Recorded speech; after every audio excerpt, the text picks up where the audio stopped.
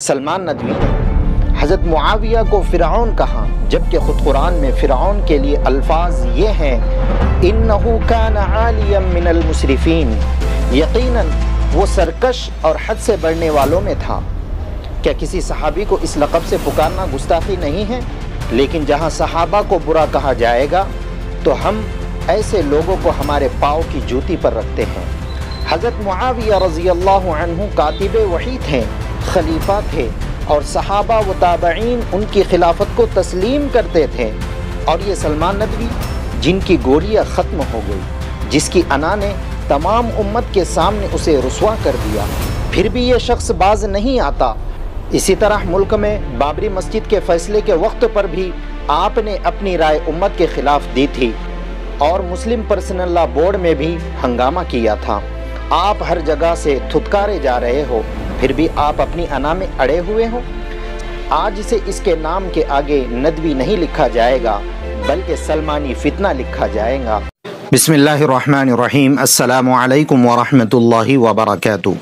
محترم ناظرین کرام، آج ہم نہایت اہم اور نازک موضوع پر بات کرنے جا رہے ہیں، ایک ایسے شخص کے بارے میں جو علم کی دنیا میں جانا پہچانا جاتا ہے، مگر حالیہ دنوں میں اس کی زبان سے ایسے الفاظ نکلے جنہوں نے اہل سنت والجماعت کے کروڑوں لوگوں کے دل زخمی کر دیے، جس کے علم کی خدمات پر میں خود فدا تھا۔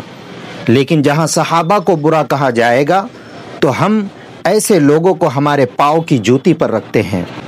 جی ہاں، میں بات کر رہا ہوں سلمان ندوی کی، جنہوں نے حضرت معاویہ رضی اللہ عنہ جیسے جلیل القدر صحابی کو فرعون سے تشبیہ دے دی، اور ساتھ ہی دارالعلوم دیوبند اور ندوۃ العلماء جیسے عظیم اداروں پر بھی نازیبا کلمات کہے ہیں۔ آئیے ہم سلمان ندوی کی باتوں کو اور ان کے فتنوں پر علمی مذاکرہ کریں گے۔ محترم ناظرین کرام، حضرت معاویہ رضی اللہ عنہ صحابی رسول ہیں۔ نبی کریم صلی اللہ علیہ وسلم نے فرمایا، میرے صحابہ کو برا نہ کہو، اگر تم میں سے کوئی احد پہاڑ کے برابر سونا خرچ کرے تب بھی ان کے ایک مد کے برابر نہیں ہو سکتا۔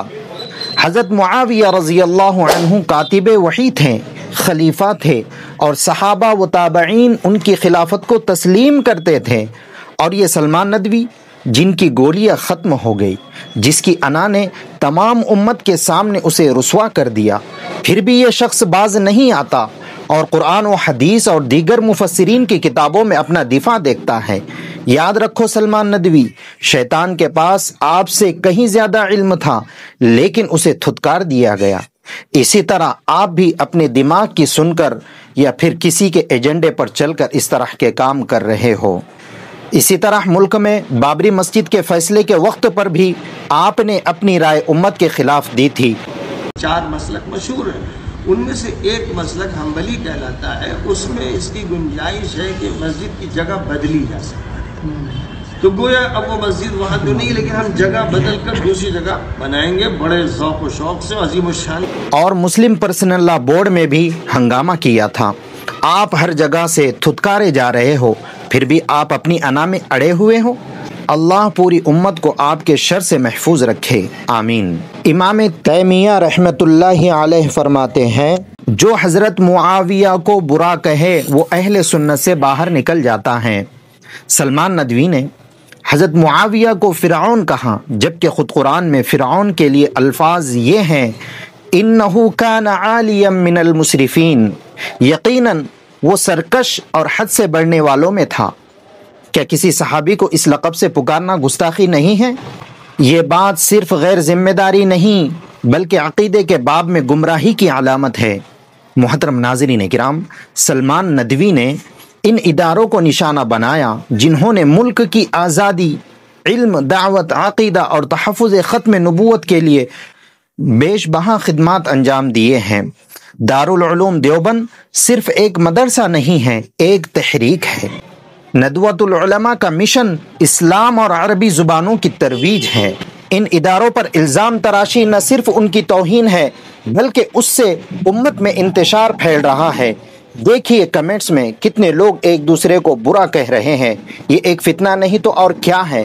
ہم سلمان ندوی سے سوال کرتے ہیں، اگر آپ کو حضرت معاویہ رضی اللہ عنہ دیوبند اور ندوہ سے مسئلہ ہے تو علمی انداز میں کسی عالم دین سے گفتگو کرے، اپنے دل سے بہکی بہکی باتیں نہ کریں، امت میں فتنہ نہ پھیلائے۔ آپ کی بہکی ہوئی باتوں کا علماء دیوبند اور ندوہ کے علماء جواب دے رہے ہیں تو کیا آپ انہیں کذاب کہتے ہو؟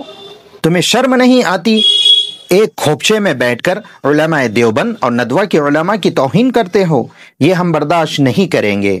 یہ بات یاد رکھیں، علم دین کے نام پر تکبر، صحابہ کی توہین اور اکابر کی تحقیر انسان کو ہلاکت کی طرف لے جاتی ہیں۔ محترم ناظرین کرام، ہمارا پیغام واضح ہے، ہم صحابہ کرام کی عزت پر کوئی سمجھوتا بالکل نہیں کریں گے۔